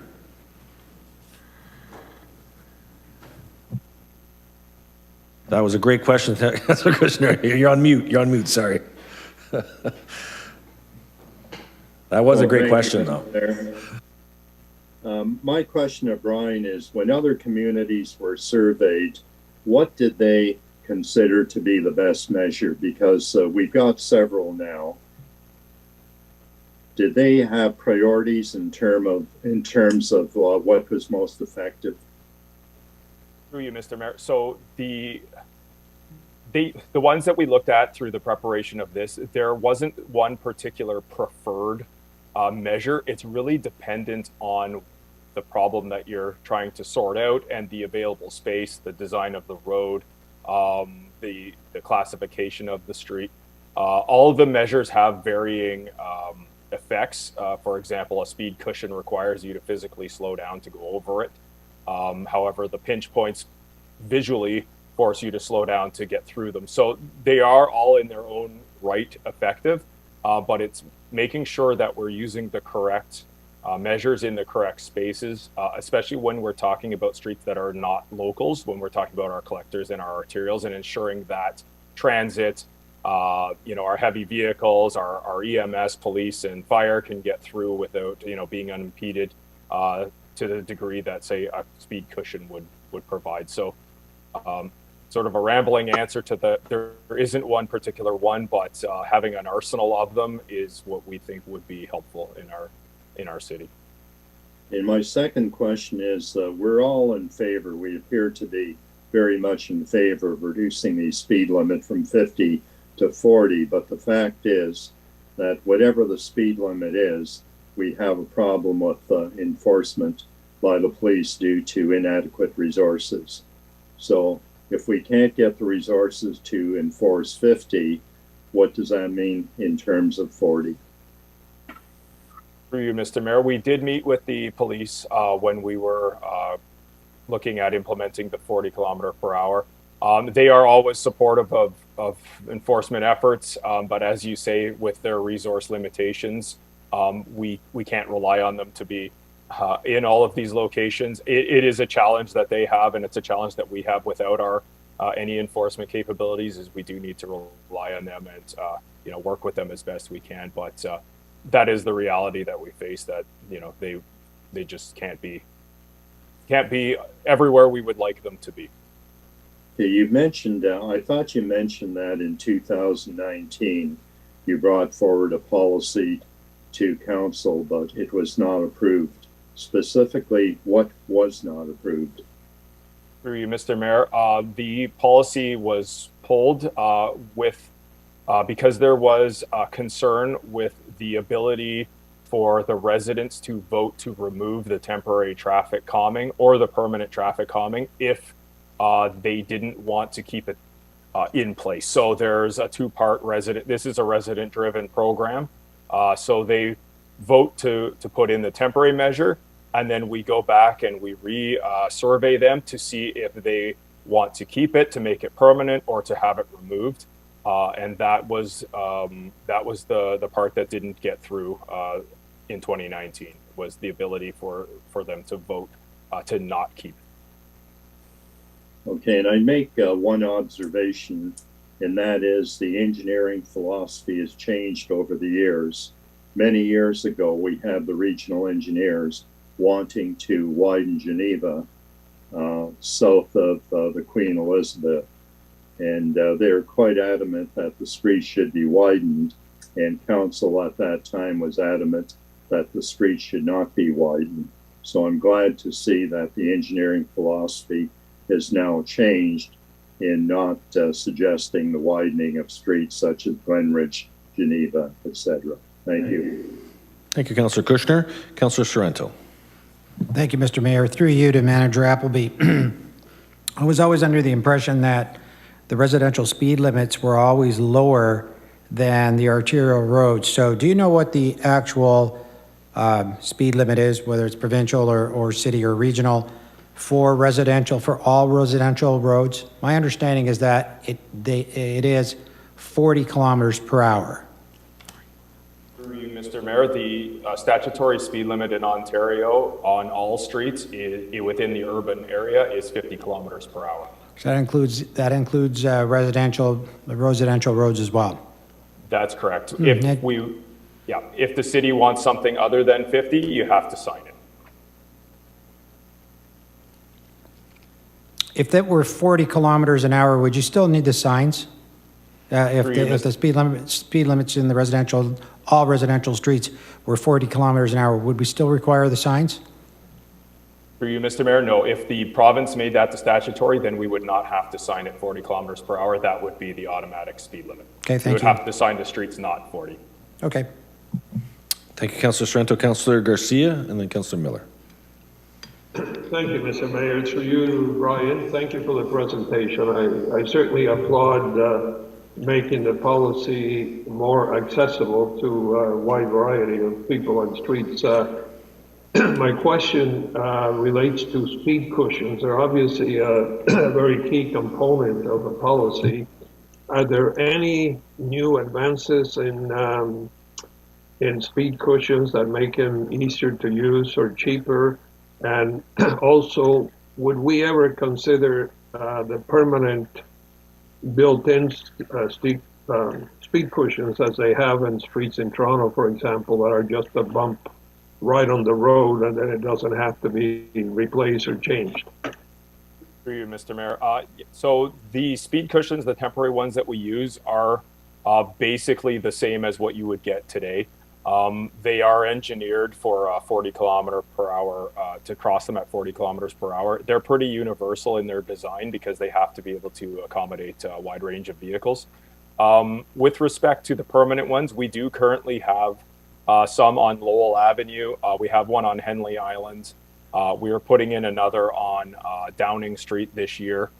So absolutely, the use of the permanent cushions is something that we can look at through either the temporary measures if the residents vote to make them permanent, or through the reconstruction through capital works for them.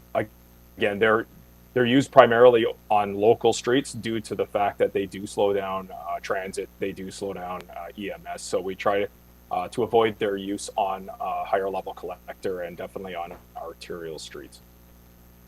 Thank you. And I do understand your concern about the voting and so on, because Councillor Williamson and I have certainly had the experience where we get requests and we put the temporary ones in, and then we get a lot of complaints from different people, and in some cases reverse it, right? So it's when you have the option to decide not to do it, of course, it makes it pretty complex.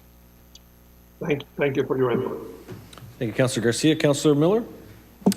Yeah, thank you. Just a couple questions. It mentions about 1,300 new signs necessary. What's that number based on?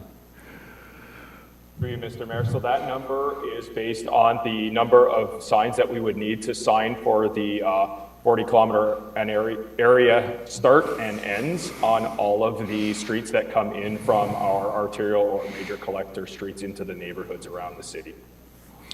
Okay, and I guess my question is, I play soccer over on Cynics in Niagara Falls, and they have the street painting, the slow and the kilometers. And I notice it every time, and obviously that's a little bit anecdotal. I'm just curious, would we look at doing, and maybe it stands out because of its rarity, but would that be a cheaper option?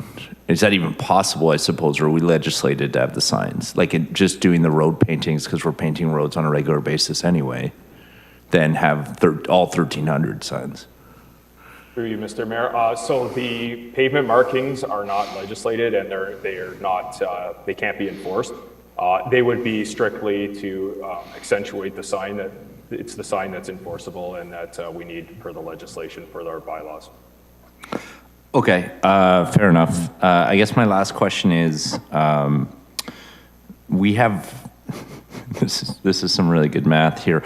We have around 1,300 streets in St. Catharines. So around 200 of those would end up in the top 15 for percent. If we're only doing 12 per year, and I know we might not necessarily do 12 per year, it depends on the conditions, it's going to take us 16 to 17 years just to address those top speed roads. Why are we only doing 12 per year? Through you, Mr. Mayor. So based off of our resourcing primarily, so our human resourcing to implement the program and to collect the data, and also to implement any of the measures in the field and then remove them as well, because for the most part they're temporary, and then also there's the financial cost to doing so. We would need a lot of extra money in order to accomplish that. But the money aside, it's really the amount of resourcing it would take to actually implement these on more than 12 streets per year. So there's no concern that, let's say we wanted to do these all at once, I understand the resources would never be available for that, no matter, I don't think. Anyway, there's no concern that this would somehow be a safety concern because of too many changed streets at once. It's just simply a budget and resource issue? Through you, Mr. Mayor, that's correct, yes. So anything that we would implement, we would ensure meets our policy and also is safe. We wouldn't put anything in. So it's not a matter of that, it's strictly a resourcing issue. Then I would just say to that, follow up with that, would that I think we should really consider at budget time increasing this budget as noted in the report and in the presentation. I'm sure every councillor knows this is one of the main issues we get. I think if we said we're only really going to address 12 streets a year and it's going to take 17 years just to do 15% of the streets, I don't think that's going to be considered sufficient. So I think we should consider addressing more of these at once. We're talking about 2040 maybe being done, these top 15% streets at this rate. I know, geez, my kids will be in university and maybe long gone by then. So I would hope we can consider at least increasing that number, because I think that timeline's way too long for something that is one of the main concerns we get from residents. So, but that will be a discussion for the most wonderful time of the year. Thank you. Thank you, Councillor. Councillor Littleton. Thank you. Through you to Manager Appleby. I guess I just wanted to ask the reasoning for allowing, residents, if I'm reading this correctly, that the removal of the speed humps and cushions, it can still take place. I guess my question is, I go to other cities and I see that there's these speed cushions and they're there and everybody wants them. And then they get them and nobody wants them, so we take them out. So did I misunderstand this, that we're actually going to do the same thing moving forward? Through you, Mr. Mayor. No, that's currently our current practice under the existing policy, is that it's a resident-driven policy. So the residents get to vote on whether they want to experiment with them effectively, and then if they want to keep them and make them permanent, or if they aren't left there. So we do receive, and we have in the past placed them on several streets where we went out. There was support to have the permanent ones, or to have the temporary ones put in. When we went back out to survey to make them permanent, the support dropped significantly, and actually the opposition came up quite a bit. So that doesn't change under this particular update to the policy. That would still be the case. So I guess this is what I don't understand. Of course, nobody's going to like them being on their street, right? They slow you down. They're a hassle to go over. So I'm not sure why we're not making a stand on, we're going to do this. They're in Ottawa, like downtown Ottawa streets, permanent. And you have to go, there's a lot of traffic that goes over those streets, and yeah, they're a pain, but they make you slow down. So I really don't understand why we're not just saying, you know what, we're gonna put these in. If you want them, they're coming in. Because the thing is, two people sell their houses, and then the people that didn't want them move out, and then new people come in and want speed humps. I just don't understand why we're not coming down on this and saying, you know what, this makes traffic goes slower. We want slower traffic. Therefore, this is one of the measures we're going to do. I don't understand why we're waffling. For you, Mr. Mayor. So I think the initial policy that we have that's currently in effect was meant to be that resident-driven program, and to allow them the ability to determine whether if they wanted to continue to have these in place, or if that by putting them in for a temporary time was enough to change some behavior to reroute traffic. The ability to have them pulled out. I guess what I would say is that if there was an issue related to operations and safety that staff identified specifically, then we wouldn't be going through the traffic calming policy. We would do that as a separate item, and then we would probably look to make things permanent for sure. This is sort of a separate where we've had concerns from the public expressed. And then when we've gone back out to see if they still have those concerns, it appears that the behavior or the desire to keep them has changed to the point where that they don't want them on their streets anymore. I can't explain really beyond that, but that has been the experience that we've had to date. There's been at least 3 streets that that has been the case. So I guess just following that then, is there data that shows whether these things work in other cities, regardless of whether people who thought they wanted them no longer want them? Or like, is there data that shows, you know what, these actually reduce speeds by, I don't know what, 25% on a regular basis, they're safer, less accidents, like whatever the benchmark is there this data? Through you, Mr. Mayor, there's limited data. Actually, we do have our own in-house data that we collected when we implemented the speed cushions. And what we've found is that speed cushions are most effective at taking sort of the peaks out. So between the speed cushions, traveling speeds between them about halfway can still reach around 50 kilometers per hour. You see a bit of a reduction over the speed hump itself, and then the speeds come back up to about 50. We're lopping off sort of the top percentage, and that's why we've set our bar for these at 55 to 60 kilometers per hour, because that's where we found them most effective. The data that we have collected, as I noted, we've collected well over 200 streets, local streets within the city. The data that we have supports that the vast majority people, the 85th percentile speed, so 85% of people are driving in this city 50 kilometers per hour or less currently. So again, they're very useful in the areas where we have speeds that are exceeding 55 to 60 kilometers per hour on a local road, and those are the places where we have implemented them. And even in those locations, the residents have come back and have identified to us that there was not enough support to keep them. So then this is my question. Why don't we remove it from the report and from our strategy? We tell residents, doesn't work, nobody likes them, and have our other strategies like bump outs or speed reductions or other things, because it seems to me like this is a lot of work for you and your staff as well if we're not getting the end result that we want, plus the money. So what if the speed, and usually I'm really good at numbers, but let's say the speed cushion costs $50,000. Well, now to Councillor Miller's point, now we have $50,000 instead to put up the signs, the painting, the other measures that residents are not going to come back to you and say, we don't want this anyway, and yet we can make some concrete changes on the overall goal, which is reduce the speed.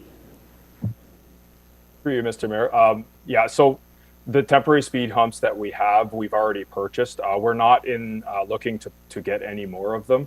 The permanent ones that we've put in have been through capital projects, but one of the main reasons why we wanted to do this update was to introduce those other potential options, like the center line signs and the flexible delineators and the pavement markings and those types of items, so that we could have other tools in the toolbox to apply and not just rely on the traffic speed humps that we have, as you noted, don't seem overly popular, even though they do, tend to knock off that top limit.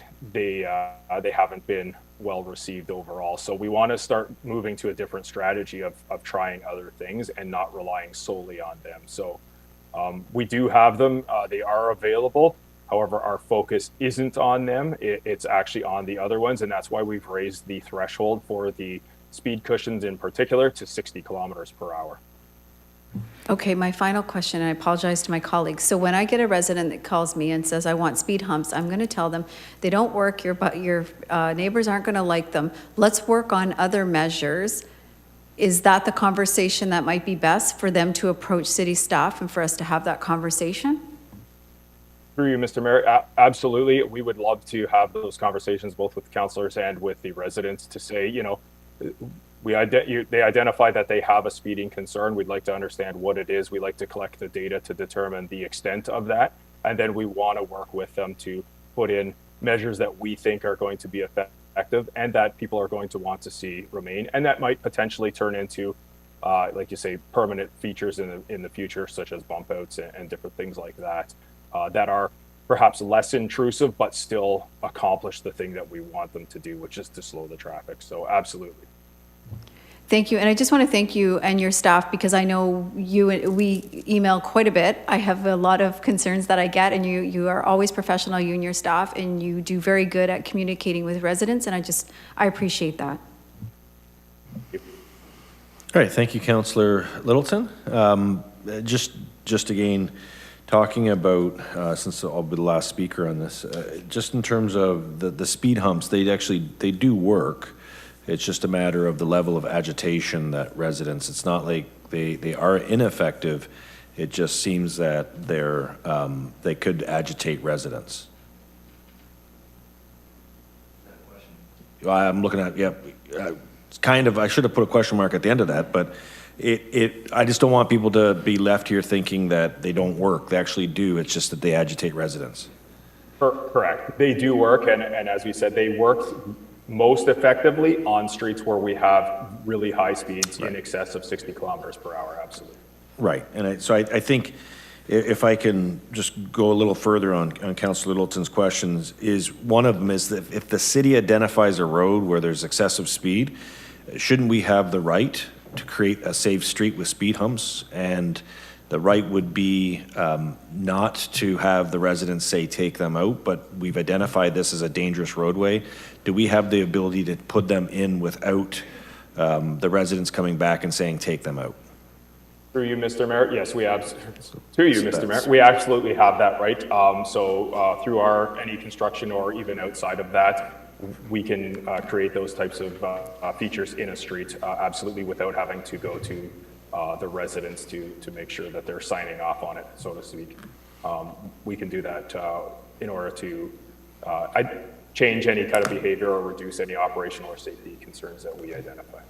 Okay, thank you for that, and thank you, Councillor Littleton, for bringing that piece of information forward. If we have the motion on the screen, I think there might be an amendment or two to the motion, and the reason for that is there are some budgetary requirements here. And picking up on what Councillor Miller had talked about, I'm wondering if the operating at $50,000, if that can come to the next budget committee. So add that to the agenda of the next budget committee so that we can start to look at what does a more expanded program look like, so we're not waiting until October. We can get on this now and maybe do an early budget approval so that we can show the community that we're taking this matter seriously. And then the second budget item is the more expansive one on the signage one. So again, Councillor Miller, is this something that you want to see coming earlier than the standard budget process? Well, I guess it didn't sound like there was much leeway maybe on the signage. I guess perhaps this direction to staff, if there is a way to reduce the number of signs and save money by increasing the number of street paintings, then sure. But if the 1,300 is because it's legislated, I don't think we have much wiggle room there, unfortunately. Okay. So are you fine, Councillor Miller, with the first part on the operating coming back so that we can look at how to expand that program potentially? Yeah, I think that's a good idea. Okay.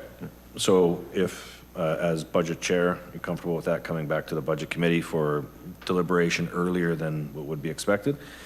Okay, so we've got that, and no changes to the policy have been brought forward at this time.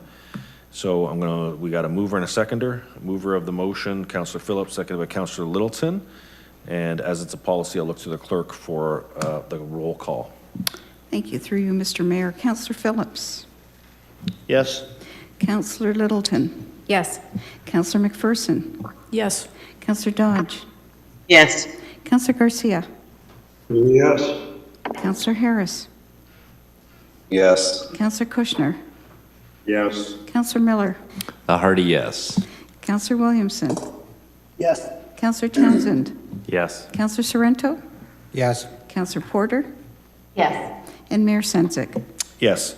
Carried unanimously. And I want to thank staff for working on this and just draw staff's attention. There was a question that was asked of me by the grade 3 class at St. Anne's in Port Dalhousie.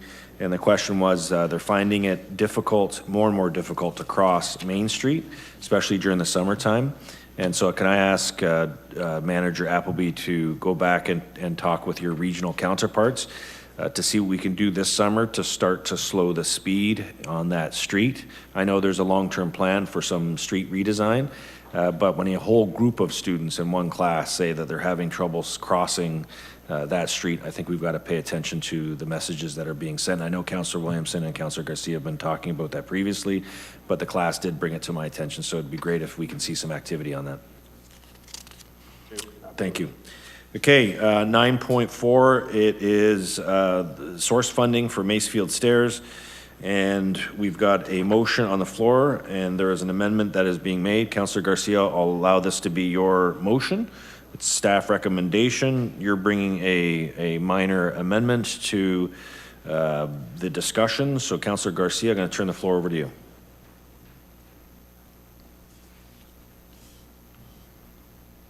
Thank you, Mr. Mayor. Through you, this is essentially housekeeping. We had already approved the $200,000 for the 2022 capital budget addition for the replacement of the Masefield stairs. And staff just came up with the sourcing for it. And I really thank staff that they were able to come up with a way to do it without affecting any other projects. And this is money that the treasurer told me was left over because they came under budget on that shoreline protection on Shore Boulevard. So I'm just making staff recommendation to proceed with that, but I also added a minor amendment, which Evan has.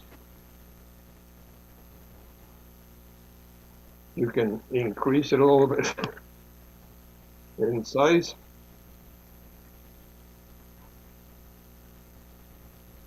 Thank you. So I just wanted to emphasize, so I said, and that staff be directed to make every effort to complete the replacement of the Masefield stairs at a suitable location in calendar year 2022, if at all possible. And I know that they have to design them and identify the suitable location, whether they're in the same place or elsewhere. But, you know, by the time we get there, it's been at least 2 years since we took these stairs out, which were widely used by many members of the public throughout the city and Port Dalhousie. And I'm hoping that we can get those back in as soon as possible, because everybody in the city benefits from having that access to the lake. And that's it. Thank you. I hope my colleagues will support that unanimously. Thank you, Councillor Garcia. I got CAO Oaks, who would just like to provide a bit of commentary. Thank you, Mr. Mayor. Certainly staff will do everything we can to accommodate in 2022. I just want to set the expectations, not only for council, but for the public, that, you know, we have a work program that our staff currently work through, so they have to manage that process as well as work through this. So we'll do everything we can to try to accommodate, but it's not, I just want to be clear that, you know, there's no guarantee that we'll be able to get this done in 2022. Okay, thank you. All I expect is that you try. Thank you. Okay, seeing no other further questions on this issue, I'll look to the clerk to call the question. Thank you, Mr. Mayor. Councillor Garcia. Yes. Councillor Williamson. Yes. Councillor Townsend. Yes. Councillor Sorrento. Yes. Councillor Dodge. Yes. Councillor Harris. Yes. Councillor Kushner. Yes. Councillor Littleton. Yes. Councillor McPherson. Yes. Councillor Miller. Yes. Councillor Phillips. Yes. Councillor Porter. Yes. And Mayor Sendzik. Led Zeppelin, yes. Carried unanimously. All right, we now go to motions. So we have a special meeting of council. Councillor Dodge is making the motion, and it's regarding a special meeting on Thursday, April 7th. The meeting is being held for the following purposes: discussion of a staff report regarding the city's response to the province's Housing Affordability Task Force, and a closed session regarding litigation or potential litigation, including matters before administrative tribunals affecting the municipality or local board. So I need a seconder for the call for this one. Councillor Phillips, do we have any opposition to this motion? We could do a show of hands because it is just call for a special meeting to be held. And all in favor? Okay, that's carried. Thank you. And now we go to any notices of motion for the April 11th meeting. If you do have any notices of motion, please submit it into the clerk so that we can get it published in accordance with our procedural bylaw. Report requests. We do have a report request that came from Councillor Littleton today regarding Berryman Avenue. And so that was part of the public meeting, but I also want to draw to the attention to the fact to the staff that there is a request on the Berryman Avenue as it is separate from the Planning Act. And that is being noted by the clerk for discussion for staff.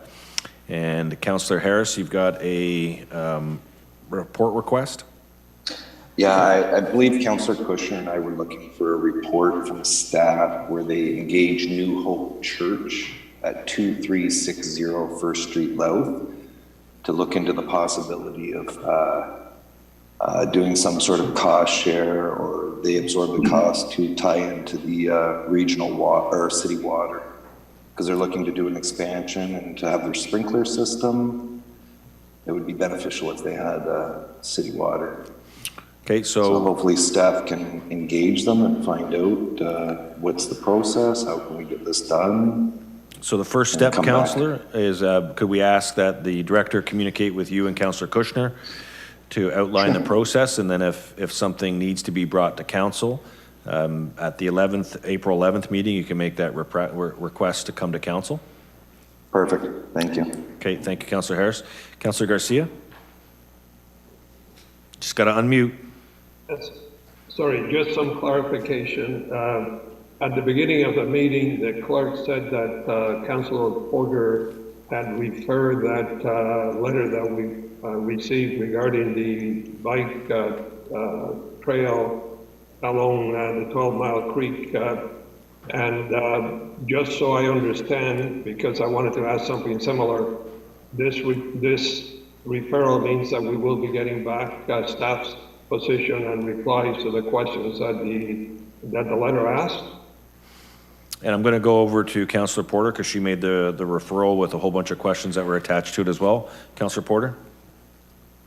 Yes, I made, I'm just getting Oreo cookies, sorry, gluten-free Oreo cookies, sorry. I made several requests of staff, so there were probably 7 or 8 different questions.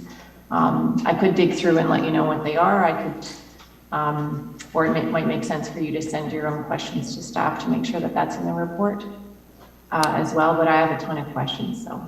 Yeah, thank you, but even though you added some, ones that were asked in the letter itself will be addressed by staff. Yes, they will be answered by staff as well. Okay, thank you. Thank you, Councillor Garcia. Okay, any other report requests? Not seeing any report requests. We have a motion to receive the minutes from the advisory committees. I need a mover and a seconder. Councillor Phillips, Councillor McPherson, and all in favor of the minutes if there's no changes? And that's carried. Okay, we're going to go into closed session, and the reason for going into closed session is we do have a property matter related to the Niagara District Airport, as well as a personnel matter, identifiable individual member of local board. So both of these will be moved into in camera. Traditionally, the clerk will read the disclaimer, but I've got the disclaimer in front of me, so I will say that by attending the closed session, each member acknowledges that their obligations under the Code of Conduct, including responsibilities related to the confidentiality of closed session materials and discussions, remain the same as if they were physically present at the meeting. This includes that members are not permitted to record the proceedings and must ensure that no other person can hear or see the confidential deliberations taking place. So I need a motion to move into closed session. Sorry, Mr. Mayor. Can I just make a comment before going into camera? I just wanted to, I would have done this during the mayor's report, but I felt like this might be an appropriate time to do it. I just wanted to thank Council. On June 2020, Council supported the Airport Commission's ACAP funding application. And in March of this year, 2022, we did receive the $1.5 million. I do want to thank Mayor Sendzik, who is the chair of the Airport Liaison Committee. He was a big advocate of the pushing through this application and supporting it along with the other mayors of the municipalities. The 1.5 million is going to be used for a new runway sweeper, snow plow, snow blower, and a loader. And the reason I bring this up is because this airport is going to be a big and important part of our active transportation plan going forward, because this airport is going to connect St. Catharines, Niagara, not just within Canada, but it's going to connect, down the road to the world. So I want to thank the Minister of Transport, Omar Al-Gabra, MP Badaway, MP Biddle, Mayor Sunzik for his support, and the mayor's staff. The last time a type of announcement was this made was never. The equipment that will be used was some of it was from the 1970s and the 1980s. So it's a good announcement. It's a positive announcement. I was excited to have the support from council and the mayor's office as well. And again, these are going to be key pieces of equipment that are going to allow for planes to arrive and depart from St. Catharines Niagara Airport. So just thank you on that. Thank you, Councillor Townsend. I do apologize to the commission because that should have been part of my mayor's report. And thank you, Councillor Townsend, for your role on the commission, on the airport commission. There's a lot of changes that have taken place at the airport. The public's going to hear a lot more about that moving forward, and you've been an important part of that. So I'm just going to add solicitor-client advice will also be part of the in-camera deliberations. And with that, mover and a seconder. So I've got Councillor Phillips, Councillor Sorrento, all in favor of in camera. And if we could take, before we do in camera, if we take about a 5-minute break, just so that anybody who needs to take a bio break, and then we'll come back into camera. So I'll give everyone about a 5-minute break.